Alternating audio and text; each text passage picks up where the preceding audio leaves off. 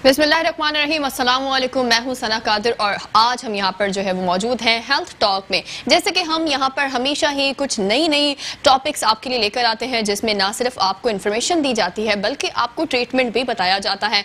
आज हमारे साथ डॉक्टर ईसा लेबॉर्ट्री से जो है वो डॉक्टर शुएब नूर हमारे साथ यहाँ पर मौजूद हैं और वो आपको बताने वाले हैं आपके दांतों के मसाइल के हवाले से कि बहुत सारे लोग होते हैं कि वो रात में ब्रश नहीं करते हैं, प्रॉपर ब्रशिंग नहीं करती है। किस तरह से आप बच्चों का ख्याल कर सकते हैं, क्योंकि बच्चे एक ऐसे इंसान है कि उनको चॉकलेट भी खानी होती है, उनको दीगर चीजें भी खानी होती है, जंक फूड भी खाना होता है, लेकिन उनको ब्रश करने में जो है वो थोड़ी बहुत मुश्किलात पेश आती हैं। तो किस तरह हम इन सब चीजों को मद्देनजर रखते हुए इनको ख्याल कर सकते हैं इन सब चीजों का। डॉक्टर जो है वो शुएब नूर को वेलकम करेंगे अपने शो में। अस्सलाम वालेकुम, कैसे हैं आप? कैसे हैं आप? मैं अल्लाह का शुक्र ठीक। जी, I am doctor Shoaib Noor. ठीक है, I work as a lecturer in Jinnah American Dental College and in evening I am practising in डीटा ईसा डेंटल सर्विसेज। ठीक है। अच्छा डॉक्टर साहब, आपने देखा होगा ज्यादातर जो है वो आपके पास भी बहुत सारे ऐसे पेशेंट आते हैं जो कि दांत की में दर्द होने की वजह से आते हैं और उनकी जो वजह जब सामने आती है तो वो होता है प्रॉपर ब्रशिंग ना करना या ब्रश जो है वो उसे अवॉइड करना, क्योंकि बहुत सारे लोग होते हैं कभी वो मॉर्निंग में करते हैं कभी वो नाइट में करने। तो आपको क्या लगता है कि ब्रश जो है वो इसे 2 टाइम करना जरूरी है या आप सिर्फ मॉर्निंग में भी कर सकते हैं? नहीं, देखिए बेसिकली ब्रश करना अगर आप 1 टाइम भी कर रहे हैं और प्रॉपर ब्रशिंग कर रहे हैं तो इट्स गुड। ठीक है, लेकिन अगर आप 2 टाइम भी करें 3 टाइम भी करें लेकिन प्रॉपर ब्रशिंग ना करें तो इट्स यूजलेस। ठीक है जी। प्रॉपर ब्रशिंग क्या होती है ये लोगों को समझना होगा। जब आप ब्रश करते हैं तो आपने बाहर की सरफेस को सिर्फ क्लीन नहीं करना होता, आपने अंदर की सरफेस को भी, जहाँ पे आपकी जबान बैठी हुई होती है, रिलाई कर रही होती है, वो सरफेस भी आपको क्लीन करनी होती है। और लोग ज़्यादातर वो सरफेस क्लीन नहीं करते क्योंकि वहाँ तक ब्रश नहीं जाता या टाइम कम होता है। हम प्रॉपर ब्रशिंग के लिए टाइम रखते हैं 1 minute at least, 30 seconds to 1 minute, जबकि हम 20 सेकेंड्स या 15 सेकेंड्स के आदी हो चुके हैं। ठीक है, हमारी पॉपुलेशन ब्रशिंग को इतना प्रेफर नहीं करती है, बस जल्दी जल्दी ऑफिस जाते हैं, ब्रश कर लिया, दैट्स इट। तो प्रॉपर ब्रशिंग जब तक नहीं होगी तब तक मामला ऐसे ही रहेंगे, चाहे आप 2 दफ़ा ब्रशिंग कर लें 3 दफ़ा ब्रशिंग कर लें। ठीक है, प्रॉपर ब्रशिंग के टेक्निक्स क्या होती है कि आपने सर्कुलर मूवमेंट्स में पूरे ब्रश को आगे से लेकर पीछे तक रोटेट करना है, देन अंदर की सरफेस भी जो लिंगुअल सरफेस होती है उसको भी आपने क्लीन करना होता है, तो आपकी प्रॉपर ब्रशिंग कहलाती है। और अगर आपने प्रॉपर ब्रशिंग की है तो इंशाल्लाह फिर आप बाकी बीमारी से बचे रहेंगे, ना आपकी कैविटीज होंगी ना आपको गम्स के कोई डिजीज वगैरह। अच्छा, बच्चों में ज्यादातर हमें ये देखने में मिलता है कि बच्चे जो हैं वो या तो ब्रश से बहुत ज्यादा भागते हैं या तो फिर उनको अगर उनकी रिस्पॉन्सिबिलिटी लगाई जाए कि आपने खुद ब्रश करना है तो वो प्रॉपर नहीं कर पाते। तो माँ बाप जो है वो पेरेंट्स का कितनी रिस्पॉन्सिबल है होनी चाहिए उनको, पेरेंट्स को, कि उनको भी जो है वो अपने बच्चों का देखना चाहिए, चेक करना चाहिए, तो उनकी क्या जिम्मेदारी है? बिल्कुल, बहुत अच्छा सवाल किया आपने। देखिए, सबसे पहले तो आप लोगों को समझना चाहिए कि जो एक बच्चा होता है वो जब 6 माह की उम्र को पहुंचता है तो उसका सबसे पहला दांत निकलता है दूध का, जिसको हम डेसिडस मिल्की टीथ कहते हैं। ठीक है जी। तो बच्चे की ब्रशिंग जो है उसके पेरेंट्स ने, क्योंकि 6 माह का बच्चा तो कुछ भी नहीं कर सकता खुद, तो उसके जो पेरेंट्स हैं, मदर या फादर जो भी हैं, उन्होंने ही उसकी ब्रशिंग स्टार्ट करनी है। सिंगल टूथ इरप्ट हो जाए, मुंह में एक सिंगल दांत आ जाए तो तब से पेरेंट्स की जिम्मेदारी होनी चाहिए ये, और जिम्मेदारी होती है कि वो ब्रश करना सिखाएं उसको। छोटा बच्चा है, ब्रश नहीं कर सकते तो आप एटलीस्ट फिंगर पे किसी भी कॉटन से उसके दांतों पे वो टूथपेस्ट लगा के उसको क्लीन कर दें। फर्स्ट ऑफ ऑल तो पहले आप सिर्फ खाली कॉटन यूज कर लेंगे तो दैट्स मोर देन इनफ है, क्योंकि उसके ऊपर जो बैक्टीरिया, जो स्मेयर लेयर होगी वो रिमूव हो जाती है। ठीक है, देन आपने उसको प्रॉपर ब्रशिंग सिखानी है। जब आप सिखाएंगे तो ही वो बच्चा अडेप्ट करेगा वो सारी आदतें। ठीक है जी। 6 माह की उम्र से लेके आपने पूरी सारी जिंदगी उसको ब्रशिंग सिखानी है, तो 6 साल की उम्र तक पहला परमानेंट दांत आता है। तो 6 माह से लेकर 6 साल की उम्र तक जो पीरियड है इसमें सारे आपके दूध के दांत होते हैं। ठीक है, जिनको मिल्की टीथ कहते हैं। तो जो आपके पेरेंट्स, जो बच्चे के पेरेंट्स होंगे वो उसको प्रॉपर ब्रशिंग सिखाएंगे तो ही वो सीखेगा, और ये जिम्मेदारी पेरेंट्स की है। और अगर पेरेंट्स ने नेग्लिजेंस दिखाई तो बच्चे ब्रशिंग प्रॉपर नहीं करेंगे, भागेंगे। ठीक है। दूसरी बात जो आपने बोली कि बच्चों को डर होता है, फेयर होता है, उसको कैसे ओवरकम किया जाए। देखिए, अभी मैं कल ही एक आर्टिकल रीड कर रहा था, ऑस्ट्रेलियन और स्कॉटिश जो हमारे डेंटल एसोसिएशन की जो है वहाँ की, तो उन्होंने अपने बड़ा अच्छा किया हुआ है कि बच्चों के टूथपेस्ट के ऊपर उन्होंने बहुत अच्छे कार्टून्स की पिक्चर्स बनाई हुई है जो बच्चों को अट्रैक्ट करती है। ठीक है, जो उनके फेवरेट कार्टून्स होते हैं वो ब्रशिंग करते हुए दिखाए जाते हैं उसमें, तो उनको फॉलो करते हैं। ठीक है, तो पेरेंट्स की जिम्मेदारी है कि बच्चों को मतलब इस तरीके से मोटिवेट किया जाए, अगर वो कार्टून्स देखने के शौक है किसी भी तरीके से, किसी एक्टिविटी को रखा जाए कि देखें बेटा इस तरह ब्रशिंग करते हैं, तो वो ताकि अडेप्ट करें। वरना बच्चों को जो टूथपेस्ट का जो टेस्ट होता है, स्पेशली मिंट, वो बिल्कुल ही पसंद नहीं होता। तभी हम लोगों ने फ्लेवर्ड टूथपेस्ट इंट्रोड्यूस करवाए हैं मार्केट में। बच्चों के बनाना फ्लेवर में होते हैं, स्ट्रॉबेरी में होते हैं, वैनिला में होते हैं, ताकि वो ब्रशिंग कर सकें, एंजॉय कर सकें। वरना तो मिंट फ्लेवर से तो बच्चे बहुत दूर भागते हैं। ठीक है, तो ये पेरेंट्स की जिम्मेदारी है कि उन्हें 6 मंथ की ऐसे शुरू करवाएं ब्रशिंग प्रॉपर सिखाना। ठीक है, और फिर टिल होल लाइफ मॉनिटर भी करें कि ब्रश प्रॉपर कर रहे हैं। जब उन्हें लगे कि हाँ भी प्रॉपर ब्रशिंग करने लग गए, देन उनको खुद करने दें। अच्छा, आपके पास जो पेशेंट आते हैं बच्चे भी होते होंगे वो, तो सबसे ज्यादा बच्चों में जो है वो किन मसाइल पेश आते हैं? देखिए, बच्चों में सबसे ज्यादा मसला वो यही है कि डेसिडिस, जो दूध के दांत है उनमें कैविटी हो जाना। अच्छा। अब बच्चे इतने छोटे होते हैं कि ना हम उनकी फिलिंग कर पाते हैं, ना रूट करना पड़ता है, बहुत डरते हैं, बहुत रोते हैं, ठीक है, वो पूरा सूज जाता है जब इन्फेक्शन हो जाता है। तो इसीलिए हम कहते हैं कि प्लीज खुदा के लिए, दूध के दांत भले गिरने वाले होते हैं, परमानेंट आना होता है, ठीक है। 6 साल की उम्र में पहला परमानेंट टूथ आ जाता है, ठीक है। फिर 6 से लेकर 13 साल की उम्र तक आपके मुंह में परमानेंट दांत आ जाते हैं और सारे दूध के दांत शट ऑफ हो जाते हैं। लेकिन 6 साल से पहले हमारे पास जो बच्चे आते हैं 3 साल के आते हैं, 4 साल के आते हैं, 5 साल के आते हैं। अब 5 साल के बच्चे का आप ट्रीटमेंट करना चाहेंगे तो वो कभी भी कॉपरेट नहीं करता है। अच्छा। वो बहुत रोते हैं, फिर पेरेंट्स भी बेचारे बहुत अफसोस करते हैं कि उनका बेटा इतना बच्चा जो भी इतना रो रहा होता है। तो इसलिए मैं पेरेंट्स को खास तौर पर कह रहा हूँ कि अपने बच्चों का ख्याल रखें, उनको ब्रशिंग प्रॉपर करवाएं, कैविटी ना होने दें। और इन केस अगर कैविटी हो जाती है तो आपने फौरन डेंटिस्ट को कांटेक्ट करना है ताकि हम उसकी फिलिंग कर सकें, क्योंकि फिलिंग से कैविटी की प्रोग्रेशन रुक जाती है। अगर आपने डिले किया देन रूट कैनाल और फिर एक्सट्रैक्शन पे बात आती है। अच्छा, तो बच्चे जो हैं वो ज़्यादातर मतलब हर फूड वो खाते हुए नज़र आते हैं, या तो जंक फूड बहुत ज़्यादा शौक से खाते हैं या तो चॉकलेट बहुत ज़्यादा, तो मतलब हर चीज़ ही बच्चों को पसंद होती है। तो क्या माँ बाप जो है वो पेरेंट्स उनको उनकी खाने की जो ग़िज़ाइयत है उन पर भी ख्याल रखना चाहिए? बिल्कुल ऐसा ही है। देखिए, अब बच्चे तो बच्चे हैं, ठीक है, आप किसी चीज़ से उन्हें रोक नहीं सकते। ऐसा नहीं कह सकते कि हम चॉकलेट्स ना दें, ठीक है, ऐसा नहीं कि हम उनको चिप्स ना दें या टॉफीज ना दें, ठीक है। लेकिन एक टाइम बनाएं कि आपको अगर चॉकलेट्स देनी है तो एक ही टाइम में दे दें कि बेटा ये आपने कंज्यूम करनी है, दैट्स इट, ये खानी है, ठीक है। चाहे वो दोपहर के खाने के बाद हो, शाम के खाने के बाद हो, जब भी हो, ठीक है। पूरे दिन भर ना दें। फिनोमिना क्या है वो समझने वाली बात है। जब भी आप कोई मीठी चीज़ खाते हैं, कोई भी डाइटरी शुगर या फिर कोई भी ऐसी बच्चों को चॉकलेट्स में देते हैं तो आपके मुंह का पीएच डाउन हो जाता है, ठीक है। तो आपके मुंह में बैक्टीरिया ग्रो करने लगते हैं। तो इसलिए कहते हैं कि आप बच्चों को एक ही दफ़ा में चॉकलेट्स दे दें, ठीक है, वो खा लें, उसके फ़ौरन बाद उनको ब्रश करवाएं। अगर वो पूरे दिन में 10 बार चॉकलेट्स कंज्यूम कर रहे हैं तो 10 बार चॉकलेट्स खा रहे हैं तो आप 10 बार ब्रश नहीं करवा पाओगे बच्चे। बिल्कुल। तो आप उनको एक टाइम बांध दें कि बेटा आपने इस टाइम पे चॉकलेट्स खानी है, इस टाइम पे आपने जंक फूड लेना है, टॉफीज जो भी एक्स्ट्रा है, क्योंकि बच्चों को आप नहीं रोक सकते हैं। अगेन मैं समझा रहा हूँ, ठीक है जी, उन्होंने तो खानी है सारी चीज़ें, ठीक है। तो आपने उनको टाइम लिमिट उनका कर दें कि बेटा आपने खाने के बाद करनी है। स्पेशली नाइट में जो आप खाना दें उन्हें, रात में 7 बजे दें, 10 बजे, उसके बाद तो ये चॉकलेट्स वगैरह ना दें। दोपहर में दें, शाम में दें, जब भी वो ईट करें तो उसके बाद उनको बोलेगा कि फौरन ब्रश करें। अच्छा, मतलब जब भी वो चॉकलेट खाएं, अगर खाने के फौरन बाद तो ब्रश करना बहुत जरूरी है। आधे घंटे बाद, हाफ एन आवर बाद उनको ब्रशिंग करवाएं, ताकि जो भी चॉकलेट के रेमिनेंट्स वगैरह जो भी चाहे आपने सुबह ब्रश किया हुआ हो उसके बावजूद भी आपने करना है। एग्जैक्टली, क्योंकि बच्चों के दांतों में वो बिल्कुल चॉकलेट्स वगैरह जो होती हैं प्रॉपर तरीके से नहीं वॉश हो पाती हैं स्लाइवा से, तो लग जाती हैं, साइडों में रह जाएंगी, दांतों के इर्द गिर्द रहेंगी, तो बैक्टीरिया कॉज करेंगी।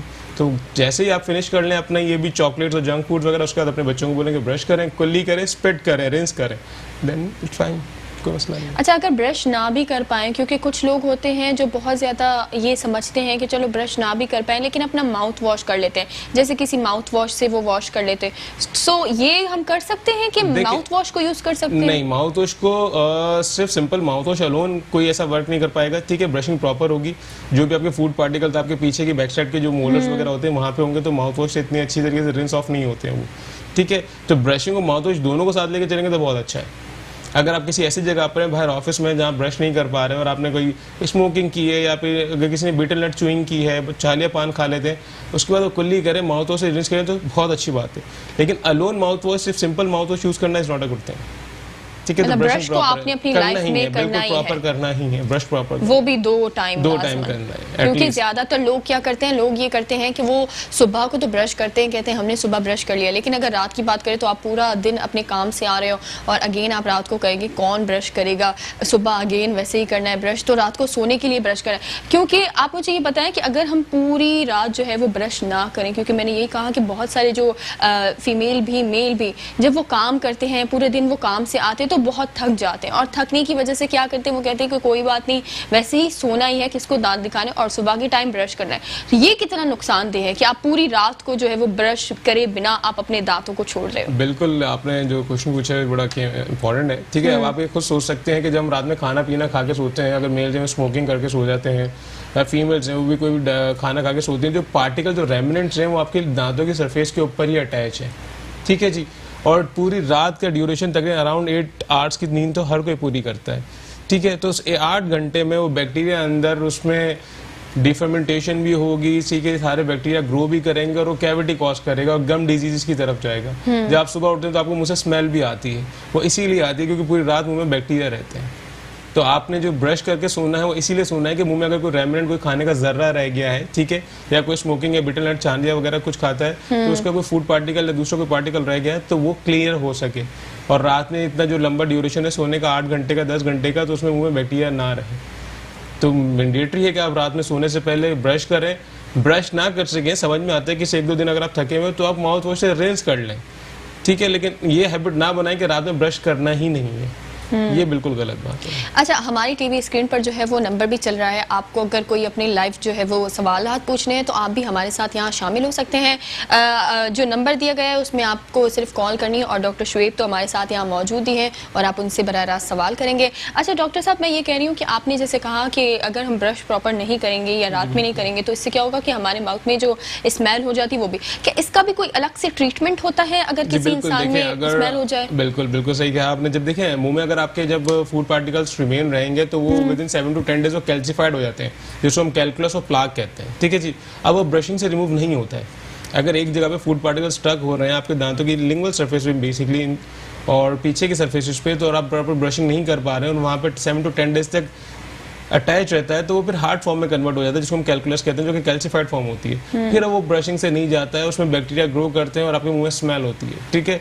सो उसके लिए जो ट्रीटमेंट किया जाता है स्केलिंग कहलाती है, ठीक है। For removal of calculus and plaque we do scaling, ठीक है जी। स्केलिंग क्या होती है? दांतों के जो कैलकुलस जो पत्थरनुमा जो बैक्टीरिया जमा हो जाते हैं उनको रिमूव किया जाता है विद अ स्केलर, ठीक है। अल्ट्रासोनिक स्केलर होता है मशीन, वो ब्रश से नहीं जाता है। तो फिर इंशाल्लाह आप इससे फिर जो स्मेल वगैरह तो ये इसके एक ही बार में हो जाता है या सेशंस होते हैं? देखिए डिपेंड्स। अगर आप किसी के मुंह में बहुत सीवियर कैलकुलस है, ठीक है, तो हम 2 सेशंस पे करते हैं, ठीक है, उसके बाद पॉलिशिंग भी करते हैं। और अगर कोई नॉर्मल है, इतने ज्यादा कैलकुलस और प्लाक नहीं है, तो सिंगल विजिट में भी इंशाल्लाह ट्रीटमेंट कंप्लीट हो जाता है। अच्छा, आपकी लेबोरेटरी में जो है वो आप जी बिल्कुल हम लोग करते हैं, बिल्कुल बिल्कुल। डॉक्टर ईसा डेंटल सर्विसेज में मैं शाम में होता हूँ, ठीक है, गुलिस्तान जौहर ब्रांच में। वहाँ पे हम सिंगल विजिट भी करते हैं, डबल विजिट भी करते हैं और स्पेशली जो 5 साल या गुटके के जो पेशेंट्स होते हैं, ठीक है, उनके तो 3 विजिट भी हमें लगते हैं। लेकिन बहुत सेटिस्फैक्टरी रिजल्ट्स होते हैं हमारे यहाँ माशाल्लाह से, सब भी बहुत अच्छा करते हैं। कुछ लोगों की जो है वो जेनेटिकली भी होती है ऐसी चीजें ना। देखिए जेनेटिकली तो तब होती है जब अगर जो मदर है वो प्रेग्नेंट है, उस दौरान को एंटीबायोटिक्स वगैरह ले लेती हैं तो दांतों की फॉर्मेशन, उस दौरान बेबी फॉर्म हो रहा होता है तो दांतों की फॉर्मेशन पे असर पड़ता है। डिस्कलरेशन भी होती है, ठीक है जी। दांतों में ब्राउनिश बैंड्स भी होते हैं जिसको हम टेट्रासाइक्लिन स्टेनिंग कहते हैं, वो एक अलग मामला है, ठीक है जी। लेकिन जो बात है वो ये है कि आफ्टर बर्थ जब वो 6 महीने का होगा बेबी और उसके जब पहला दांत आएगा तो तब से पेरेंट्स की जिम्मेदारी है, तब से पेरेंट्स की जिम्मेदारी प्रॉपर रखे। और इनके भी सारी ये ट्रीटमेंट हो जाते हैं, बिल्कुल बच्चों को ट्रीटमेंट हो जाता है। लेकिन बच्चे बहुत अनकोऑपरेटिव होते हैं, यही मैं समझाता हूँ कि बच्चों के अंदर मैंने फियर नहीं करना है, डेंटोफोबिया नहीं करना है। अगर बच्चे बचपन में डेंटिस्ट के पास जाएंगे और अगर किसी ने थोड़ी सी भी ट्राई किया, ये पेरेंट्स की भी बहुत बड़ी जिम्मेदारी है क्योंकि पेरेंट्स हमेशा जो है वो डेंटिस्ट से डराते हैं ऐसे कि आपका दांत निकाल देंगे या ऐसा होगा। तो आप लोगों की भी बहुत बड़ी ये जिम्मेदारी है एक कि आप अपने बच्चों को जो है वो अभी से ट्रेन करें कि आपने प्रॉपर ब्रश करना है, आपने जो है वो अपनी दांतों का ख्याल रखना है। देखिए सबसे बड़ी जो चीज़ होती है वो होती है आपकी स्माइल। एक इंसान की आपका जब फेस दिख रहा होता है तो आप जब हंस रहे होते हैं, आप जब स्माइल कर रहे होते हैं तो आपकी शख्सियत भी जो है वो सामने वाले को मुतारिफ करती है ना। तो आपकी पूरी चीज जो कहते हैं ना कि आपकी शख्सियत आपकी स्माइल से नजर आ रही होती है। एक आंखें और दूसरी स्माइल आपकी जिंदगी में बहुत ज्यादा जरूरी है और हर इंसान वो कर रहा होता है। मुस्कुराना चाहिए, मुस्कुराने से वैसे ही हमारी जो है वो ब्लड सर्कुलेशन भी अच्छी होती है। तो जो है वो जी अच्छा, हमारे साथ जो है वो एक लाइव कॉलर है, उनको भी शामिल करते हैं। जी अस्सलाम वालेकुम, कौन कहाँ से? जावेद बात कर रहा हूँ कराची से। जी जावेद, आप डॉक्टर शुएब से कोई सवाल पूछना चाहेंगे? जी मैं अभी 4-5 दिन पहले सो के उठा था तो मुझे जब मैं ब्रश किया तो मेरे गम्स में बड़ा पेन हो रहा था, जैसे सोलम गम्स होते हैं जी। तो उसकी क्या वजह है? और वो अभी अब आस्ता आस्ता कम हो रहा है। डेली में ब्रश करता हूँ और गर्म पानी से उंगली थोड़ा सा रिंस कर रहा हूँ नमक डाल के। देखिए बिल्कुल जो आपने बोला कि आपके गम्स में पेन हो रहा था वो बेसिकली यही होगा कि जो मैंने बताया कि दांतों के इर्द गिर्द जो कचरा जमा होता है जिसको हम कैलकुलस कहते हैं, ठीक है जी। उसकी वजह से आपके गम्स स्वेल हो जाते हैं, इन्फ्लेमेशन हो जाती है। फिर जब आप ब्रश करते हैं तो ब्लीडिंग भी होती है, सूजन भी होती है, पेन भी होता है, ठीक है। जब आप प्रॉपर ब्रशिंग करने लग गए हैं तो ब्लीडिंग जब हो रही है तो थोड़ी सी इसमें से सूजन कम हो रही है, प्लस आप जो नीम गर्म पानी से नमक डाल के कुल्लियाँ कर रहे हैं, खाली नीम गर्म पानी से कुल्लियाँ कर रहे हैं, तो उससे भी काफ़ी असर पड़ता है। तो ये तो आप करें, शुक्र है अल्हम्दुलिल्लाह आपको आराम आ रहा है, लेकिन किसी डेंटिस्ट को विजिट जरूर करें ताकि आपके जो स्केलिंग वगैरह के जो भी मामला हैं, जो भी ट्रीटमेंट है वो जरूर करवाएं। फॉर अ टाइम बीइंग आपको रिलीफ तो मिल जाएगा, लेकिन जो परमानेंट ट्रीटमेंट है वो आप जरूर देखें। अब जो है वो यहाँ पर वक्त हुआ एक छोटे से ब्रेक का। आप हमारे साथ ही रहिए, क्योंकि ब्रेक के बाद हम डॉक्टर शुएब से पूछने वाले हैं कि अगर आपका दांत निकल जाए तो फिर आपको क्या करना चाहिए। तो आपने कहीं नहीं जाना, आपने यहीं रहना है। एक छोटे से ब्रेक के बाद आपको दोबारा ज्वाइन करते हैं। Welcome back. बात हो रही है हेल्थ टॉक की, और हमने जैसे कि ब्रेक पे जाने से पहले ही आपको बताया था कि अगर आपका दांत निकल जाए तो आपने परेशान नहीं होना, आपने क्या ट्रीटमेंट करना चाहिए और आपने उस वक्त जो है वो किन चीज़ों का ख्याल रखना चाहिए। डॉक्टर शुएब हमारे साथ यहाँ मौजूद है। डॉक्टर शुएब, आपकी तरफ आएंगे यकीन। आप मुझे बताएं कि अगर किसी का अचानक से जो है वो दांत निकल जाए या अचानक से पेन शुरू हो जाए, इस सूरत हाल में उनको क्या करना चाहिए सबसे पहले? देखिए, अगर पेन स्टार्ट हो जाए और अगर फर्स्ट टाइम पेन हुआ है और अगर आप डेंटिस्ट के पास आ जाते हैं तो सबसे अच्छी बात है। लेकिन अगर आप डिले करते हैं, ठीक है, पेन कब होता है? जब आपके दांत में तो कैविटी है या आपके गम्स में पेन हो रहा है, गम्स स्वेल हो गए कैलकुलस की वजह से या सेंसिटिविटी, 3 इश्यूज होते हैं पेन के, ठीक है। अगर आपने तीनों को नेग्लेक्ट किया और आपने डिले किया और फर्दर प्रोग्रेस हो गया वो, ठीक है, अगर आपके दांत में कैविटी है और कैविटी की वजह से पेन है और अगर फर्दर प्रोग्रेस हो गया तो रूट कैनाल में फिर दांत निकालने की नौबत आएगी। इनिशियल स्टेप में अगर आप फर्स्ट स्टेप में ही आ जाते हैं कि जब आपको थोड़ा सा भी ब्लैक होल नजर आया दांत में, हल्की सी भी पेन स्टार्ट हुई, और अगर आप डेंटिस्ट से कांटेक्ट करते हैं तो फिलिंग करके उस दांत को बचा लेगा और आपके पैसे ही बचा लेगा। Filling is not that much costly जितनी आपकी रूट कैनाल और एक्सट्रैक्शन होती है, ठीक है जी। तो ये है कि दांत ज़ाया करने से पहले बेहतर यही है कि जैसे दांत में कैविटी हो, अब आप लोगों को इतनी अवेयरनेस होनी चाहिए, ठीक है, कि दांतों का ख्याल रखना है। दांत है तो सब कुछ है, आप तभी सब कुछ खा सकते हैं, ठीक है। अगर आपके दांत नहीं तो आप कुछ भी नहीं खा सकेंगे, आपको टेस्ट ही नहीं आएगा, ठीक है। ऊपर से आपकी जो फेशियल प्रोफाइल है वो भी आपके दांतों की वजह से, अगर किसी के दांत लॉस हो जाते हैं, आपने देखा होगा हम सबके घरों में ग्रैंड फादर ग्रैंड मदर होती हैं, ठीक है, तो उनके जब दांत नहीं होते तो पूरा फेशियल प्रोफाइल अंदर की तरफ चला जाता है, पिचकता जाता है मुंह बिल्कुल। तो ये दांतों की वजह से आपकी प्रोफाइल भी अच्छी रहती है। तो आपने क्या करना है कि अगर दांत में पेन वगैरह हो तो आप डेंटिस्ट के पास जाएं, ठीक है, उसके पास दिखाएं कि कैविटी की वजह से पेन हो रहा है, कैलकुलस की वजह से, जो भी एक्सवाइजी है वो ट्रीटमेंट उनका करेंगे। और इन केस अगर दांत निकल जाता है किसी ट्रॉमा की वजह से, चोट लगी या वैसे ही दांत हिलना शुरू हो गए कि गम्स की सॉइल थे और गम डिजीज की वजह से दांत निकल गए, तो फिर आपको दांत लगवाने चाहिए, ना कि आप ऐसे ही छोड़ दें उन्हें। क्योंकि जब आप ऐसे ही छोड़ देंगे जो रिमेनिंग आपके जो टूथ स्ट्रक्चर या दो दांत बचे हैं उनके ऊपर लोड आएगा, फिर वो भी इसी तरीके से या तो वो मेलालाइंड हो जाएंगे या फिर वो भी हिलना शुरू हो जाएंगे और गिरना शुरू हो जाएंगे, ठीक है। तो जैसे ही दांत अगर कोई गिर भी जाए तो आप रिप्लेस कर सकते हैं, और हमारे पास बहुत अच्छे रिप्लेसमेंट ऑप्शंस भी हैं दांत लगवाने के हिसाब से। फिक्स भी होते हैं, परमानेंट होते हैं और रिमूवल होते हैं।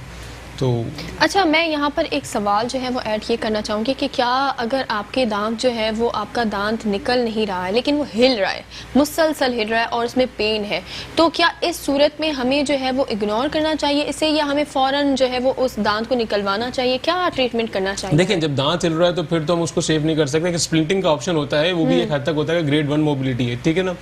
लेकिन अगर ग्रेड 3 मोबिलिटी का दांत होता है, जो कि मेडिकल टर्म में कहते हैं ग्रेड 3 मोबिलिटी के दांत बहुत ज्यादा हिल रहा है लेकिन निकल नहीं रहा, पेशेंट के मुंह में है मतलब, और उनको वो तकलीफ दे रहा है, तो उनको डेंटिस्ट से कांटेक्ट करना चाहिए, उसको निकलवा देना चाहिए, ठीक है जी। मतलब बेटर है कि आप निकलवा दें। बिल्कुल, जब वो हिलता होगा खाने के दौरान वो मरीज खुद ही खाना रोक देता होगा, यस, क्योंकि पेन उसका बहुत ज्यादा शदीद होता है, और फिर लॉस ऑफ एपेटाइट की तरफ पेशेंट चला जाता है, फिर मेलन्यूट्रिशन की तरफ जाता है, उसको कमजोरी फील होने लगती है कि प्रॉपर वो च्यू करके नहीं खा रहा होता। जब आप प्रॉपर च्यू करके बाइट करके फूड को इंटेक नहीं करेंगे और आप ऐसे साबुत उतारना चाहेंगे तो आपको स्टमक इश्यूज भी होना शुरू हो जाते हैं और आप कम खाना खाने लगते हो, इसकी वजह से आपको कमजोरी फील होने लगती है। तो बेटर यही है कि आप डेंटिस्ट के पास कांटेक्ट करें और उससे वो दांत निकलवाएं, फिर रिप्लेस करवाएं। दांत निकल रहा है किसी वजह से, चले अगर गलती कर बैठेंगे, पहले ख्याल नहीं रखा, लेकिन जब निकल जाए तो उसको लगवाना भी तो जिम्मेदारी है।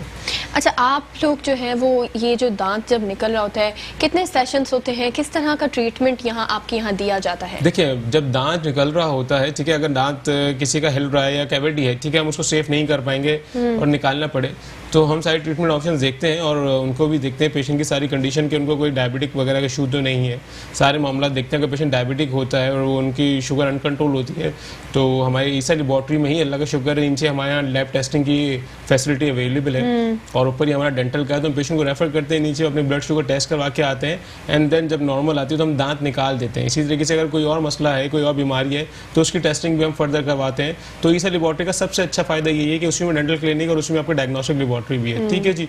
तो हमें पेशेंट को ज़्यादा भगाना नहीं पड़ता, ठीक है। अगर कोई भी हमें इस तरह की चीज़ नज़र आती है तो हम फ़ौरन उनका टेस्ट करवा लेते हैं और देख लेते हैं कि क्या पेशेंट के साथ मामला आते हैं। अच्छा, हमें मतलब ऐसा क्या करना चाहिए कि हमारे दांत जो निकालने की जो नौबत होती है या दांत ख़राब हो रहा होता है वो नौबत ही ना आए?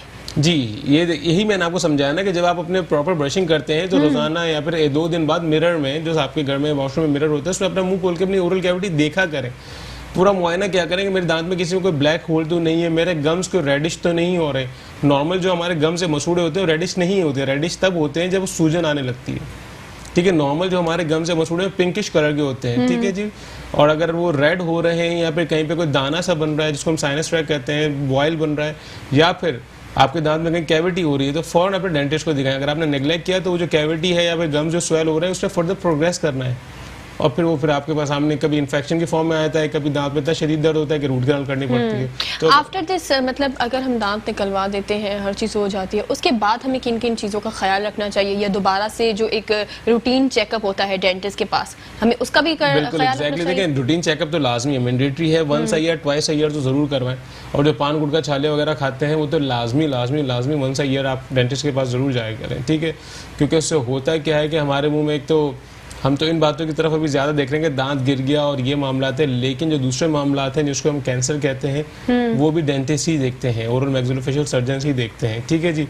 तो जो लोग हजरात पान गुटखा छाल या स्मोकिंग करते हैं, ठीक है जी, तो उन्हें तो रेगुलर विजिट करना चाहिए। ज़रूरी नहीं है कि मैं ये नहीं कह रहा हूँ कि सभी को होता है, ठीक है, लेकिन जब आप डेंटिस्ट को दिखाएंगे तो वही आइडेंटिफाई कर सकता है कि क्या मामला मुंह में चल रहे हैं, ठीक है। तो मैं आपको भी कहता हूँ कि अब इतनी अवेयरनेस आ गई है, आप लोगों को खुद को भी अपनी ओरल कैविटी देखनी चाहिए कि कहीं मुंह में कोई दाना तो नहीं हो रहा, कहीं मुंह में कोई छाला तो नहीं है, कहीं किसी दांत में कैविटी तो नहीं है, कोई गम स्वेल तो नहीं है, ठीक है। अगर कोई मामला ऐसा है तो क्यों है, अगर आपने उसको ट्रीट फ़ौरन ही करवा लिया तो आप इन चीज़ों से बच जाओगे कि दांत निकलवाने की नौबत आ गई।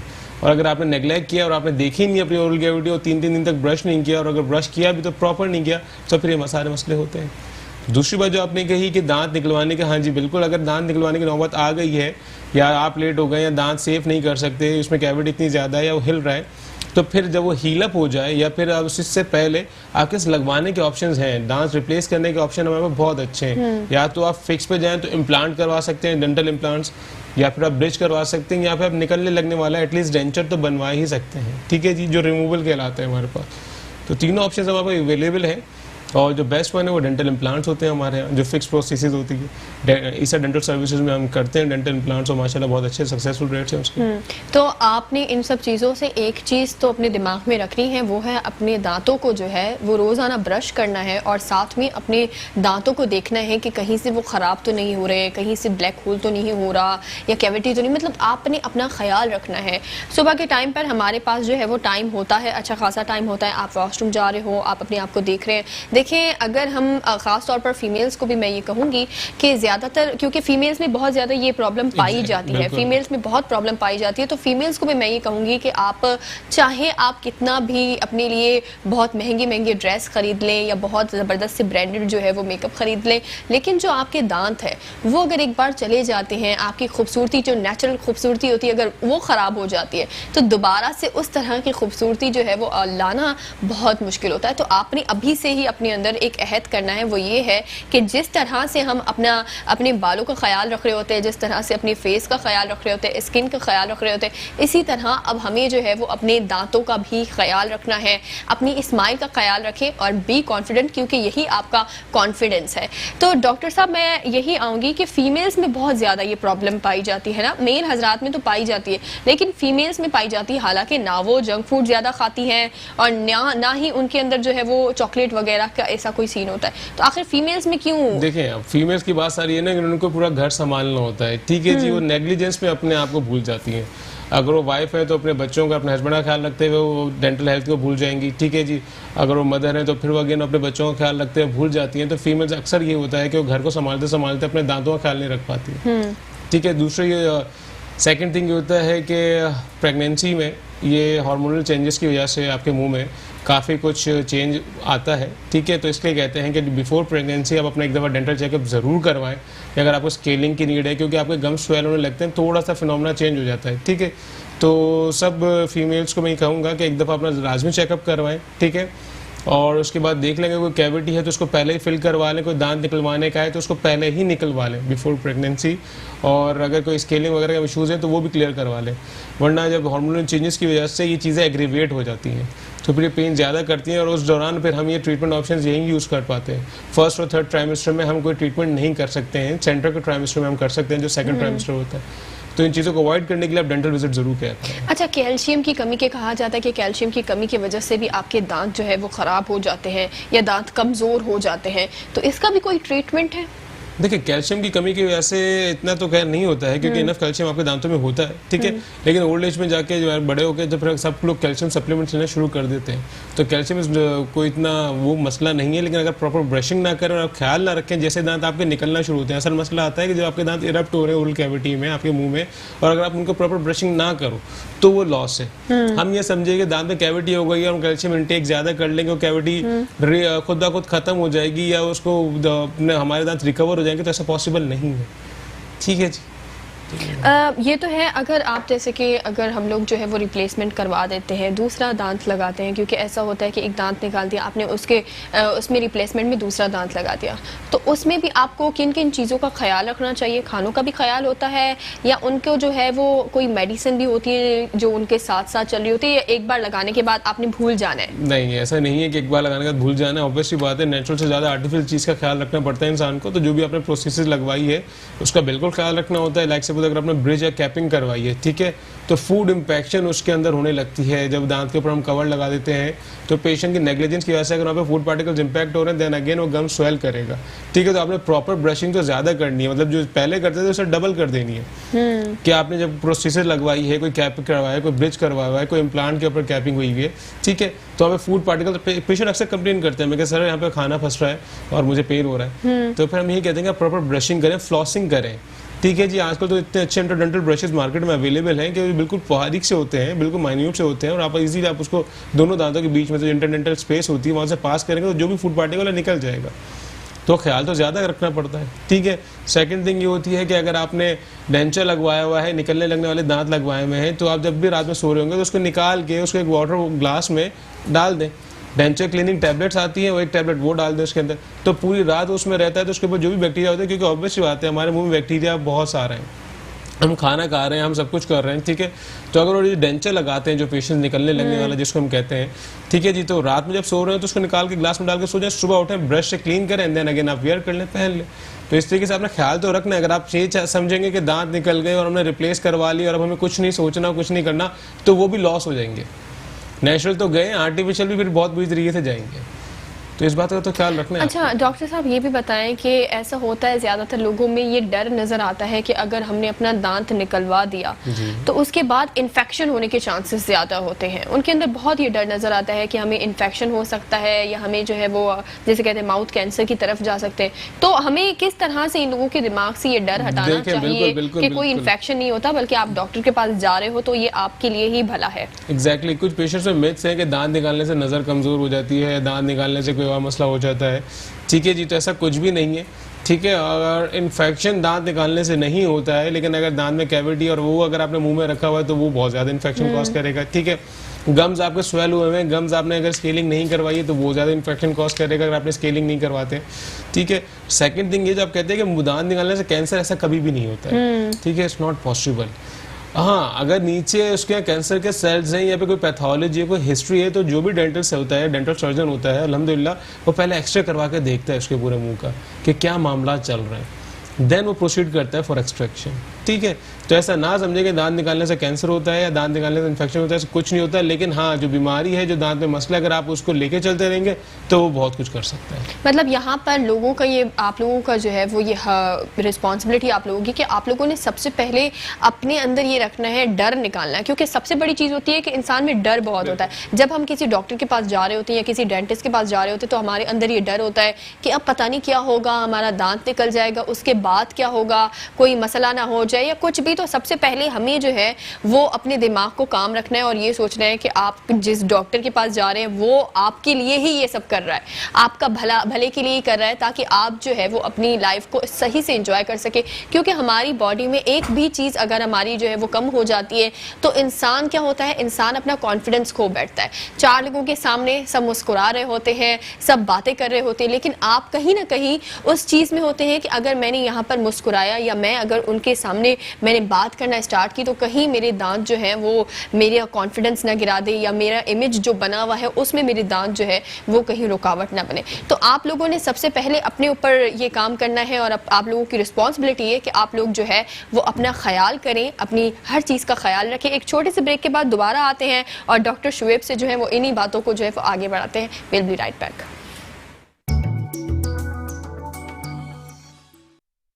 वेलकम बैक जनाब। बात हो रही है आपके दांतों के हवाले से। डेंटिस्ट हमारे साथ यहाँ पर मौजूद हैं, डॉक्टर शुएब नूर। उनसे बात करते हैं। डॉक्टर साहब, आप मुझे ये बताएं कि डेंटल जो सर्विसेज होती हैं तो आप लोगों की लैब में कौन कौन सी सर्विसेज जो है वो मौजूद हैं? हाँ, देखें, डेंटल सर्विसेज में हमारे पास अल्हम्दुलिल्लाह सब ट्रीटमेंट्स अवेलेबल हैं। ठीक है जी। 2 शिफ्ट में वहाँ पे डॉक्टर होते हैं। मॉर्निंग में फीमेल डॉक्टर होती हैं हमारी, डॉक्टर फौजिया, और इवनिंग में मैं होता हूँ, डॉक्टर शुएब। ठीक है जी। And doctor Shazia is also available here. ठीक है। तो हमारे पास सारी सर्विसेज अवेलेबल हैं, इंक्लूडिंग स्केलिंग, फिलिंग्स। जो भी फिलिंग करवाना चाहेंगे, 2-3 तरह की फिलिंग्स होती हैं। फ्लोराइड वाली होती है, लेज़र जिसको बोलते हैं लेमन, कॉम्पोजिट फिलिंग, एमेलगम वगैरह सब हमारे पास फिलिंग्स होती हैं। देन रिप्लेसमेंट ऑप्शंस होते हैं। लोगों के दांतों पे स्टेन्स आ जाते हैं अक्सर, ठीक है, कोल्ड ड्रिंक के स्टेन्स होते हैं, 5 साल के स्टेन्स होते हैं, तो उनको रिमूव करने के लिए ब्लीचिंग की नीड पड़ती है, जिसको हम वाइटनिंग कहते हैं, टीथ वाइटनिंग। ठीक है, वो ऑप्शन भी अवेलेबल होता है हमारे पास, हम करते हैं वहाँ पे अल्हम्दुलिल्लाह। सेकंड थिंग ये है कि जब दांत निकल जाता है तो उसको रिप्लेस करने के लिए ब्रिज वगैरह है। और दूसरा ये है कि इम्प्लांट्स, ठीक है, dental implant is the best option. Quite expensive होता है, ठीक है, थोड़ा सा मामला है पाकिस्तान में को थोड़ा एक्सपेंसिव है, लेकिन सबसे बेस्ट ऑप्शन होता है डेंटल इम्प्लांट के थ्रू आप अपने दांत को रिप्लेस करें जो निकल गया है या फिर जो भी टूट गया है। तो वो जो डेंटल इम्प्लांट होता है उसकी कोई खास ट्रीटमेंट होता है क्या, मतलब उसका प्रोसेस क्या होता है? जी बिल्कुल, वो खास ट्रीटमेंट ये होता है कि बेसिकली एक टाइटेनियम स्क्रू होता है जो आपके बोन में ड्रिल किया जाता है। ठीक है, लेकिन ये उन्हीं पेशेंट्स को किया जा सकता है जिनको जो डायबिटिक ना हो, ठीक है, जिनको शुगर ना हो। ठीक है, और अगर किसी को शुगर है भी लेकिन कंट्रोल है, बॉर्डर लाइन पर है, तो उन्हें भी हम कर सकते हैं। लेकिन जिन पेशेंट को अनकंट्रोल है, जिनका HbA1c अबव 7 आता है, तो हम उनको इम्प्लांट्स नहीं कर सकते। अब इम्प्लांट्स में होता क्या, देखिए ब्रिज में बेसिकली क्या होता है, जब आपका ब्रिज आप लगाते हैं कई दांत को रिप्लेस करने के लिए तो आपको सपोर्ट लेने पड़ते हैं उसके एडजेसेंट टीथ से, एक आगे के दांत से और एक पीछे के दांत से। ठीक है, तो जो कि बिल्कुल सही होते हैं, लेकिन हमें उनको कॉम्प्रोमाइज करना पड़ता है क्योंकि हमें ब्रिज फॉर्म करना है। और इम्प्लांट इटसेल्फ एक स्क्रू होता है, टाइटेनियम बेस्ड स्क्रू होता है जो एम्बेड हो जाता है बोन के अंदर, जहाँ से आपका दांत लॉस हुआ हुआ होता है। तो आपको साथ वाले दांतों को ट्रिम करने की या उनको छेड़ने की जरूरत नहीं पड़ती। ठीक है, तो हमें साथ वाले दांत कॉम्प्रोमाइज़ नहीं करने पड़ते, जहाँ से आपका दांत निकला है वहीं पे हम टाइटेनियम स्क्रू ड्रिल करते हैं और 3 मंथ्स के लिए उसको छोड़ देते हैं। 3 मंथ्स के लिए छोड़ना इसलिए ज़रूरी है क्योंकि इसके इर्द गिर्द बोन फॉर्मेशन होती है, जिसको मॉइस्चर इंटीग्रेशन एक प्रोसेस है वो कहते हैं। 3 महीने बाद पेशेंट वापस आता है हमारे पास, देन उसका इंप्रेशन लेते हैं, देन हम उसके ऊपर कवर लगा देते हैं। So it's the best treatment to replace a tooth. हमारे साथ एक कॉलर भी मौजूद है। जी अस्सलाम वालेकुम, कौन कहाँ से हैं आप? अस्सलाम, मेरा नाम महक है, मैं कराची से हूँ। महक जी, महक क्या सवाल है आपका? अगर हम ब्रश करते हुए हमें ब्लीडिंग होती है तो हमें क्या करना चाहिए? जी देखिए बेटा, अभी मैंने आपको समझाया कि ब्रश करते हुए अगर ब्लीडिंग हो रही है तो गम्स में कोई इशू है आपके। ठीक है जी, या तो वहाँ पे कैलकुलस जमा हुआ है या वहाँ पे प्लाग है। तो फर्स्ट ऑफ ऑल आप डेंटिस्ट को विजिट करो, ठीक है, वो आपको स्केलिंग का रिकमेंड करेंगे, तो स्केलिंग करवाएं एंड देन उसके बाद ब्रशिंग प्रॉपर रखें। एग्रेसिव ब्रशिंग ना कीजिएगा, जोर जोर से ब्रश करते हैं हम अपने गम्स को ट्रॉमा करते हैं। तो आपने जो ब्रशिंग करनी है वो बिल्कुल स्लोली करनी है, लेकिन पहले डेंटिस्ट के पास विजिट करें, ठीक है, ताकि वो आपको स्केलिंग रिकमेंड करेंगे, स्केलिंग एंड पॉलिशिंग रिकमेंड करेंगे। उसके बाद जब आपके वो गम्स नॉर्मल हो जाएंगे तो ब्लीडिंग विल स्टॉप इंशाल्लाह। देन आपने प्रॉपर ब्रशिंग करनी है, माउथ वॉश आपने सुबह शाम यूज करेंगे तो इंशाल्लाह इट विल बी फाइन। जी महक, आपका कोई और सवाल है?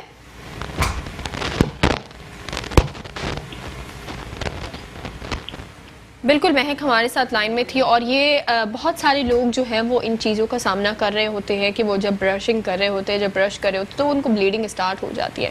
तो ये ब्लीडिंग होना जो है वो सिर्फ और सिर्फ आप जब ब्रश करते हैं, ये आप जोर से ब्रश कर लेते हैं, बहुत तेजी से ब्रश करते हैं, उसी की वजह से होती है या किसी और बीमारी का सिम्टम भी है ये?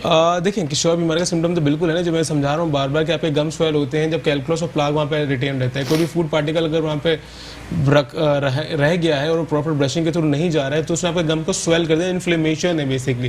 जब गम स्वेल हो जाएंगे, इन्फ्लेम्ड हो जाएंगे, तो जैसे आप उसको टच करेंगे तो फौरन वो ब्लीड करेंगे, रेडिश कलर के होते हैं। इसलिए कहता हूँ कि जब भी आप मिरर में अपना मुंह चेक करें तो जरूर देखा करें कि आपके गम्स का कलर ब्राइट रेड या रेडिश तो नहीं है, क्योंकि नॉर्मल जो हमारा कलर होता है म्यूकोसा का, मसूड़ों का, पिंकिश कलर होता है, ब्राइट पिंकिश होता है, बड़ा प्यारा सा होता है। लेकिन अगर वही इन्फ्लेम्ड होगा, कोई बीमारी होगी, कोई इन्फेक्शन होगा दांत में या गम्स में, तो रेड में कन्वर्ट हो जाता है। ठीक है। सेकंड थिंग ये है कि हाँ, ब्रश जब जोर से करते हैं ट्रॉमा हो जाता है। इसीलिए हम बार बार कहते हैं कि आपने ब्रशिंग एग्रेसिव नहीं करनी है, बहुत जेंटली ब्रशिंग करनी है, बहुत स्मूथली करनी है, और जो भी ब्रश यूज किया करें सॉफ्ट यूज किया करें। हमारे यहाँ कॉन्सेप्ट है कि जितना हार्ड ब्रश और जितनी हार्ड एग्रेसिव ब्रशिंग करेंगे उतना हमारे स्ट्रेस रिमूव होंगे, उतने हमारे दांत ज्यादा साफ होंगे, जबकि ये गलत है। जितना आप हार्ड ब्रश यूज करेंगे, जितना आप जोर से ब्रशिंग करेंगे, उतना आप अपने गम्स को ट्रॉमा करेंगे। आपके दांतों के ऊपर जो व्हाइट लेयर है वो रिमूव होती रहेगी। ठीक है। आपके दांत येलोइश होते जाएंगे, क्योंकि आप जब इतनी अग्रेसिव ब्रशिंग करोगे तो उसमें तो वियर ऑफ होना है आपके दांत की जो सरफेस है। ठीक है। और आपके गम्स जब ट्रॉमा होंगे तो उनमें से ब्लीड होगा, वो स्वेल होंगे और वो रिसीड भी करते हैं। आपके गम्स नीचे की तरफ होते जाते हैं और गम्स की नीचे के होने की वजह से आपकी रूट्स एक्सपोज हो जाती है। ठीक है। तो ब्रशिंग आपने बहुत जेंटली करनी है। एक और कॉलर हमारे साथ मौजूद है। अस्सलाम वालेकुम, कौन कहाँ से हैं आप? सलाम, I am Junaira from Karachi. जी सुमेरा, आप कौन सा सवाल पूछना चाहेंगी डॉक्टर शुएब नूर से? अगर हमारे फ्रंट टीथ में जो मसूड़े जो होता है उनकी पैकिंग हल्की हल्की सी निकल रही हो, यानी ब्रश करते हैं तो वो ज्यादा हट रहे हो, मसूड़े जो उनकी पैकिंग है वो हटने लग गया, तो फिर हम क्या करेंगे? देखिए, आपके गम्स का इशू आ रहा है। ठीक है जी। गम्स आपके क्यों हट रहे हैं वो आप जब चेकअप के लिए आएंगे तो भी हम देख के बता सकते हैं। दो मसले हो सकते हैं, या तो वहाँ पे कोई गम्स के नीचे कोई कैलकुलस है, कोई प्लाग है, या वो ओवर ग्रो कर गए, जिसको हम कहते हैं जिंजाइवल हाइपरप्लेजिया। ठीक है। जिसको हम गमी स्माइल भी कहते हैं। कुछ पेशेंट में जब स्माइल करते हैं तो उनके गम्स तक नजर आते हैं हमें। ठीक है। तो उसका एक ट्रीटमेंट होता है बच्चा कि आपकी जो गमी स्माइल होती है उसको हम ट्रीटमेंट करते हैं, लेजर के थ्रू हम उसको कट ऑफ करके उसको रीशेपिंग करते हैं। वो एक डिफरेंट चीज है, लेकिन जब आप आओगे तो पता चलेगा कि मामला क्या है। और अगर सिर्फ सिंपल ब्रशिंग करने पे पेन होता है और ब्लीडिंग होती है और थोड़ा सा डिटैच होता है तो फिर आपको स्केलिंग की नीड है। फिर तो आपने, महक, और कोई सवाल है आपका? जी, मेरा एक क्वेश्चन ये भी है कि अगर हमारे टीथ बिल्कुल मतलब जैसी स्माइल होती है तो फेस बिल्कुल अच्छा सा लग रहा होता है और हमारी जो मतलब दांतों की लाइन होती है वो एकदम प्रॉपर आ रही होती है, और कुछ लोग नॉर्मल चीज़ बोलते हैं, हम स्माइल करते हैं तो दांतों में गैप दिख रहा होता है या प्रॉपर दांत जुड़ नहीं रहे होते ऊपर और नीचे के साथ में, तो उसका भी कोई ट्रीटमेंट होता है? जी बिल्कुल। अगर आपके दांत मैल अलाइन है तो फिर आपको तो ब्रेसेस की नीड है। ठीक है। अगर आपके दांत मिल नहीं रहे हैं या दांतों में गैप है या दांतों में ओवरलैपिंग हुई भी आगे पीछे दांत है तो उसके लिए हम ब्रेसेस का ट्रीटमेंट रिकमेंड करते हैं। ऑर्थो ट्रीटमेंट होता है वो। ठीक है। और उससे आपके पूरे दांत अलाइन हो जाते हैं। काफ़ी पेशेंट्स हमारे यहाँ इसको नेग्लेक्ट करते हैं कि दांत जैसे भी हैं ठीक है, ठीक हो जाएंगे, और छोड़ देते हैं वो, जिसकी वजह से प्रॉपर ब्रशिंग नहीं होती। अगर आपके दांत अलाइनमेंट में नहीं होंगे, आगे पीछे होंगे, तो आपको ऑब्वियस सी बात है ब्रशिंग करने में डिफिकल्टी होगी। ठीक है। तो अगर आपके दांत इस तरीके से हैं, आगे पीछे हैं, या फिर आपके दांतों में गैप है, आप प्रॉपर आपके दांत क्लोज नहीं होते हैं, क्रॉस बाइट है या एक्सपायरी जो भी मसला है, तो आप डेंटिस्ट के पास जरूर जाएं और ऑर्थो ट्रीटमेंट अपना स्टार्ट करवाएं, ताकि उससे फिर आपके दांत भी अलाइन होंगे, आपकी स्माइल भी अच्छी होगी और आपको ब्रशिंग करने में और मुंह क्लीन करने में, ओरल हाइजीन मेंटेन करने में भी इजी रहेंगे। महक, आपका बहुत शुक्रिया कि आपने कॉल की। महक, अब आपने यही करना है कि आपने जल्द से जल्द जो है वो डॉक्टर ईसा लेबॉर्ट्री जो है वहाँ पर जाना है और अपना ट्रीटमेंट करवाना है, चेकअप करवाना है, ताकि दूसरा कोई मसला जो है वो आप में ना हो और जल्द से जल्द आपकी ये प्रॉब्लम सॉल्व हो जाए। डॉक्टर शुएब आपको जो है वो डॉक्टर ईसा लेबॉर्ट्री में आपको मिल जाएंगे, आप वहाँ पर जाकर इनसे चेकअप करवा सकती है ना। तो डॉक्टर साहब, जैसे कि ये तमाम तर हम दोबारा से डेंटल इम्प्लांट की तरफ आ जाते हैं, तो आप मुझे ये बताएं कि किसी खास एज जो है वो रिक्वायर होती है या किसी भी एज में आप ये ट्रीटमेंट कर सकते हैं? देखिए, 18 ईयर्स के बाद हम कभी भी पेशेंट को कर सकते हैं, क्योंकि आजकल तो हमारे यंगस्टर्स भी आ जाते हैं जिनका टूथ लॉस हुआ होता है। ठीक है। वो क्योंकि जो फर्स्ट मोलर जो परमानेंट टूथ होता है वो बचपन में 6 साल की उम्र में रप्ट होता है, तो उस वक्त बच्चे नेग्लिजेंस दिखाते हैं और उस दांत में कैविटी हो जाती है और लेके चल रहे होते हैं, फिर हमें वो दांत निकालना पड़ जाता है ड्यू टू सम रीजंस, क्योंकि रूट कैनाल नहीं हो सकती या फिलिंग नहीं हो सकती। तो जब वो यंग एज में होते हैं अराउंड 18, तो उसके बाद हम उन्हें इम्प्लांट कर सकते हैं। ठीक है। जो कि बेस्ट है, क्योंकि अगर हम 18-20 साल के बच्चे के मुंह में उसके जो बहुत अच्छे दांत हैं, जैसे सपोज अगर एक दांत मिसिंग है, उसके आगे वाले दांत की मैं कटिंग करूँ, पीछे वाले दांत की भी कटिंग करूँ, तो मैं कॉम्प्रोमाइज़ करना चाहूँगा, तो ये गलत है। तो यंगस्टर्स में इम्प्लांट होता है और ओल्ड एज में इम्प्लांट होता है। आपके इम्प्लांट के ऑप्शन दोनों में प्रेजेंट है, बट सिर्फ जो कॉन्ट्राइंडिकेशन है वो डायबिटिक होना होता है और अदर कोई बोन डिजीज ना हो, कि अगर आपको कोई बोन डिजीज है अल्लाह ना करे तो उसमें इम्प्लांट कॉन्ट्राइंडिकेटेड होता है, अदरवाइज इट इज फाइन और वेरी गुड ऑप्शन है रिप्लेसमेंट। हाँ, किसी भी एज के लिए, किसी 18 भी के एज के अब लिए, it's fine, अच्छा डॉक्टर साहब, क्योंकि हमारे पास वक्त जो है वो ऑलमोस्ट हमारा ख़त्म होने वाला है वक्त हमारा, तो हम आपसे ये पूछेंगे कि जो ब्लीचिंग होती है दांतों को, क्योंकि बहुत सारे लोग ये प्रेफर करते हैं कि दांत जो है वो किसको नहीं चाहिए होते हैं वाइट और चमचमाते दांत, तो ब्लीचिंग करवाने के लिए जाते हैं। लेकिन जो है वो क्या ये ब्लीचिंग जो है वो अगर बार बार करवाई जाए, मतलब हर 8 मंथ बाद करवाई जाए या 2 मंथ बाद करवाई जाए, तो ये आपकी दांतों की जो सतह है उसको पतला करती है, या इन चीज़ों को, मतलब जो ये बातें हैं, कितनी सदाकत है इन बातों में? देखें, फर्स्ट ऑफ ऑल तो समझना चाहिए कि ब्लीचिंग की नीड है किसको, ठीक है। अगर किसी के दांतों में इंटरनली स्टेन है, मतलब पैदाइशी है, बाय बर्थ है, समटाइम फ्लोरोसिस एक चीज़ होती है, फ्लोराइड की कंसंट्रेशन पानी में ज़्यादा हो जाए और अगर आप कंज्यूम करें अपने बचपन में तो आपके पिटिंग हो जाती है, स्पॉट्स आ जाते हैं ब्राउनिश, ठीक है जी। अगर वो बहुत ज़्यादा है तो ब्लीचिंग से नहीं ठीक होगा, ठीक है। सेकंड थिंग है कि अगर कोई एंटीबायोटिक्स आपके दांतों में इनकॉर्पोरेट हो गई है ड्यूरिंग फॉर्मेशन ऑफ टूथ, अगर कोई आपने दवाई ली है आपकी मदर ने ड्यूरिंग प्रेगनेंसी और उसके अगर स्टेन्स आपके दांतों पे आ गए तो वो ब्लीचिंग से नहीं जाएंगे। ब्लीचिंग से कौन से स्टेन्स आते हैं? जो 5 छाले के होते हैं, जो एक्सटर्नल स्टेन्स होते हैं, जो कोल्ड ड्रिंक से आते हैं, जो स्मोकिंग से आते हैं, ठीक है जी। लेकिन अगर आप ये समझें कि आपने वो अपनी हैबिट कंटिन्यू रखनी है और बार बार ब्लीचिंग करवाना है तो it's not a good thing. Bleaching से सेंसिटिविटी का इशू आता है, लेकिन अगर आप बार बार रिपीट करवाएं, अदरवाइज ब्लीचिंग और teeth whitening is a good option. क्या आपको सबको अच्छी स्माइल चाहिए होती है, सबको वाइट दांत चाहिए होते हैं, तो अच्छी बात है, बिल्कुल करवाएं, लेकिन अपनी उस हैबिट को रोकने के बाद, ठीक है। एटलीस्ट अपने आप को बोलें कि अब मैं अपने दांतों को क्लीन करना चाह रहा हूँ, वाइट करना चाह रहा हूँ, तो जो भी मेरी हैबिट है, स्मोकिंग है या 5 छाले गुटखा ईटिंग है या फिर जो सॉफ्ट ड्रिंक्स हम बहुत ज़्यादा कंज्यूम करते हैं, ठीक है जी, वो आपके दांतों पे जाके सारा एसिड अटैच कर रहा होता है, दांत को डिजोल्व कर रहा होता है, सॉरी। तो वो आपने अपने हैबिट को थोड़ा सा रोकना है एंड देन आप ब्लीचिंग करवाएं, लेकिन फ्रीक्वेंटली ना करवाएं। बिल्कुल। एक और कॉलर हमारे साथ हैं। अस्सलाम वालेकुम जी, आप कौन और कहाँ से? वालेकुम अस्सलाम, मेरा नाम गुलाम हुसैन है, कराची से। जी गुलाम हुसैन। जी गुलाम हुसैन, कहाँ से बात कर रहे हैं आप? मैं कराची से बात कर रहा हूँ। ये अपना दांतों का सामने है ना, वो गैप आ गया है जरा जी, तो उसका क्या इतना गैप आ गया है जैसे कोई दांत टूटा हुआ है। अच्छा। जी देखें, दांतों में गैप इसलिए आया होगा कि आपके कोई पीछे का दांत गिर गया होगा या निकलवाया होगा आपने, ठीक है जी। तो जब गैप क्रिएट हो जाता है तो दांतों के बीच में जो टाइटनेस होती है वो लूज हो जाती है और दांत फिर आपस में एक दूसरे से दूर होना शुरू हो जाते हैं, फिर अपने आप को मॉडिफाई कर लेते हैं, ठीक है जी। तो अब जो आपके दांत में इतना गैप आ गया है, अपने डेंटिस्ट को जाके दिखाएं, ठीक है, कि कितना गैप आया। अगर उसको रिप्लेस कर सकेंगे किसी दांत से, किसी प्रोसेस से, तो ज़रूर करेंगे। और ये देखने के बाद ही पता चलेगा कि गैप क्यों आया है। या तो आपने कोई पीछे का दांत निकलवाया है जिसकी वजह से आपके दांत में गैप आना शुरू हो गया है, जो मेन रीज़न मुझे नज़र आ रहा है वो यही होगा। और जब आपने डेंटिस्ट को आप कंसर्न करेंगे तो इंशाल्लाह उसको रिप्लेस करने की पूरी कोशिश करेंगे। अच्छा, गुलाम हुसैन साहब, आपको और कोई सवाल पूछना है? नहीं, मैं डॉक्टर साहब तो ये कहना चाहता हूँ कि मैंने कोई दांत निकलवाया ही नहीं है, फिर भी इतना गैप है। अच्छा, कोई दांत नहीं निकलवाया फिर भी इतना गैप। एज कितनी है आपकी तकरीबन? मेरी है अपनी 38 ईयर्स की एज है, ठीक है जी। देखें, या तो फिर ये होगा कि एक फ्रेनम चीज़ होती है जहाँ पे आपके ऊपर वाला होंठ अटैच कर रहा होता है ना, अगर वो जो हम एक बैंड कहते हैं, अगर उसकी अटैचमेंट हाई होती है तो भी आपके दांतों के बीच में गैप आता है। तो जब तक आप विजिट नहीं करेंगे तो मुझे कंफर्म नहीं हो पाएगा कि रीज़न क्या है, ना मैं आइडेंटिफाई कर पाऊंगा। तो काइंडली विजिट करें डेंटल को, ठीक है। हमारे डेंटल क्लिनिक है गुलिस्ताना जौहर ब्रांच में, आप आ सकते हैं, बिल्कुल मेरे पास आ सकते हैं, मैं इवनिंग में होता हूँ, ठीक है।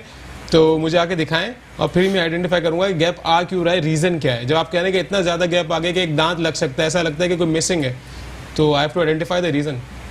बिल्कुल गुलाम हुसैन साहब, आपने क्या करना है, आपने जल्द से जल्द जो है वो डॉक्टर ईसा लेबॉर्ट्री जाना है और डॉक्टर शुएब के पास जाकर आप चेकअप करवा सकते हैं और अपना रीज़न जान सकते हैं कि आखिर क्यों रहा है। क्योंकि अगर आप कह रहे हैं कि आपने दांत नहीं निकलवाया है, तो मैं भी इसी चीज़ में हैरान थी कि क्या ये पॉसिबल है कि अगर कोई इंसान दांत नहीं निकाले उसके बावजूद आपका पूरा एक दांत जितना पूरा गैप आ जाए। डिपेंड बिल्कुल हैबिट्स पे होता है। अगर आप जबान बार बार अपने दांतों पे लगाते हो तो आपके फ्रंट के दांत आगे की तरफ मूव करते हैं, ठीक है। कुछ लोगों को हैबिट होती है टंग थ्रस्टिंग कहते हैं, उसको बार बार जबान को बाहर निकाल रहे होते हैं, अपने दांतों पे लगा रहे होते हैं, ठीक है जी, उसके ऐसे भी गैप आता है। प्लस जो मैंने बोला फ्रेनम, लेबल फ्रेनम एक चीज़ होती है जिससे आपका ऊपर वाला लिप गम्स के साथ अटैच होता है। अगर उसकी अटैचमेंट हाई होगी तो आपके दांतों के बीच के जो गम्स है उसको ऊपर खींचेगा और आपके दांतों में बीच में गैप आता रहेगा। तो ये देखने के बाद ही कंफर्म होगा कि रीज़न क्या है। लेकिन वैसे ऐसा कभी भी ये नहीं होता कि आपके एज के साथ साथ आपके दांतों के बीच में स्पेस बढ़े, ऐसा कभी पॉसिबल नहीं है। कोई ना कोई पैथोलॉजी, कोई ना कोई टियोलॉजी होती है कि जो रीज़न बढ़े। अच्छा, तो इनका जो ट्रीटमेंट होता है वो यही होता है कि अगर इनमें गैप आ जाए तो आप जो है वो रिप्लेस करते हैं? नहीं, रिप्लेस नहीं करते हैं। अगर गैप आ गया तो हम कोशिश करते हैं कि उसको कॉस्ट को रिमूव करें, ठीक है, फिर दांत को अलाइन करें। और क्योंकि एक्स्ट्रा टीथ तो हम नहीं लगा सकते, नहीं लगा सकते, बिल्कुल भी अच्छा नहीं लगेगा, क्योंकि आपके जो दांत है नेचुरल अल्लाह ने एक करके जो बनाए हैं, वन बाय सीक्वेंस जो रखी है वो बहुत अच्छी सीक्वेंस है। तो जब ये आएंगे उसके बाद ही हम इनका ट्रीटमेंट ऑप्शन सोचते हैं कि अब इनको कैसे रिप्लेस किया जाए। हल्की सी फिलिंग की जाती है जिसको हम कॉम्पोजिट बिल्डअप कहते हैं, ठीक है जी, वो पॉसिबल है, ठीक है, लेकिन पूरा नया दांत लगाना is not a good thing. वो अच्छा, पूरा दांत नहीं लगाएंगे, उन्हीं दांतों के ऊपर थोड़ी फिलिंग करके उस गैप को कम किया जा सकता है, जिसको हम कॉम्पोजिट या कोर बिल्डअप कहते हैं, ठीक है, वो बहुत अच्छा होता है, तो उससे क्लियर हो जाता है, ठीक हो जाएगा। बिल्कुल। आखिर में जो है वो हमारे पास क्योंकि टाइम की कमी है तो ये बातें इतनी तवील थी कि सीरियसली टाइम का मुझे भी पता नहीं चला। तो आखिर में आप क्या मैसेज देना चाहेंगे कि किस तरह से इंसान को जो है वो अपना ख्याल रखना चाहिए और जो है वो आपने कौन कौन सी चीज़ों का ख्याल रखना चाहिए? ठीक है जी, देखें, सबसे पहले तो बच्चों में, ठीक है, मैंडेटरी है कि उनके पेरेंट्स ख्याल रखें। 6 मंथ्स की, जिसमें मैं बार बार रिपीट कर रहा हूँ, जब 6 माह का बच्चा होता है तो उसका पहला दूध का दांत उसके मुंह में आ जाता है, तो तब से पेरेंट्स की जिम्मेदारी है, स्पेशली मदर फादर जो भी हैं, ठीक है, वो पहले तो फिंगर से ही उसको क्लियर करना सीखें, ठीक है, देन उसको ब्रशिंग सिखाएं, ठीक है, देन टूथपेस्ट वगैरह जो वो चाहे उसके हिसाब से लें। अगर उसको मिंट का फ्लेवर अच्छा नहीं लग रहा तो उसको दूसरा दें, ठीक है, बट ये ना करें कि हमारे बच्चे को अच्छा नहीं लग रहा तो हम यूज़ ही नहीं करेंगे, नो, इट्स रॉन्ग, ठीक है। जब आप बड़े हो जाएं, ब्रशिंग प्रॉपर रखें, अपनी ओरल कैविटी को बार बार देखते रहें मिरर में। अगर कहीं कोई आपको कैविटी नज़र आए, कीड़ा नज़र आए, काला काला कोई धब्बा नज़र आए दांत के ऊपर, गम स्वेल होने लगे, मसूड़ों में सूजन आने लगे या रेडिश होने लगे, तो डेंटिस्ट को कंसल्ट लाजमी करें। एटलीस्ट 1 ईयर 2 ईयर डेंटल का विजिट ज़रूर करें, चाहे आपको कोई प्रॉब्लम हो या ना हो, ठीक है जी। कोई आपसे कोई इतना मसला नहीं होगा, कोई इतने महंगे चार्जेस नहीं होते हैं, लेकिन आप विजिट ज़रूर करें ताकि इन केस अल्लाह न करे कोई प्रॉब्लम है तो फर्स्ट स्टेज पे ही हम उसको रोक लें, ना कि हमें दांत निकालने की नौबत आ जाए। बिल्कुल डॉक्टर शुएब नूर, आपका बहुत शुक्रिया कि आपने अपना कीमती वक्त जो है वो हमें दिया। और आप लोग जनाब, आप लोगों ने जो है वो, क्योंकि वक्त हमारे पास बहुत कम है, आप लोगों ने यही करना है, आप लोगों का शुक्रिया कि आप लोगों ने लाइव कॉल्स के जरिए हमारे प्रोग्राम में शिरकत की और हमने आपको जो है वो आपके मसाइल के हल भी बताए और आपको ये भी बताया कि आपको किस तरह से जो है वो अपने दांतों का ख्याल रखना है। वक्त हमारे पास बहुत कम है, इंशाल्लाह आपसे दोबारा मुलाकात होगी किसी नए सब्जेक्ट के साथ। अपना बहुत सारा ख्याल रखिएगा। अल्लाह हाफिज़।